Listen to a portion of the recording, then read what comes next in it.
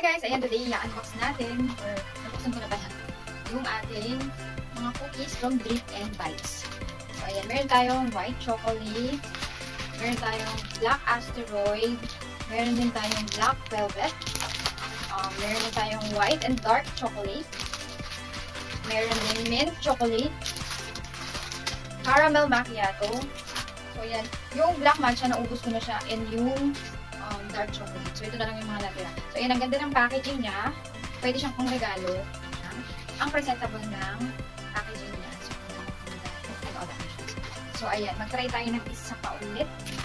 Try natin itong ano ba? Try natin itong mint chocolate. So, ayan. Yung black matcha nga pala, nagustuhan ko siya, tsaka yung dark chocolate. Kaya naubos ko siya agad. So, itong mint chocolate, try natin siya. Ito nga pala itsura niya, guys. So, pag natanggal na siya sa box or sa plastic pala, ganyan siya. Ito siya. Ako, kakalagkag.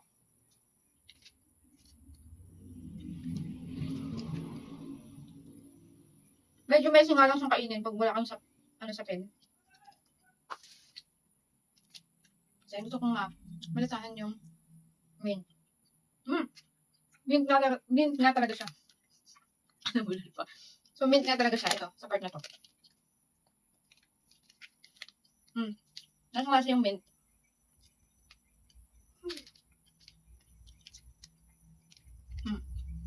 Okay din to. So, excited lang ako i-try pa yung mga natitira pang ibang flavors. So far, yung black matcha and yung dark chocolate, goods na goods siya. And ito rin. So, yan, nalagay ko sa yellow basket yung ating cookies from Drip and Bites. Kaya mag-check out na kayo, guys.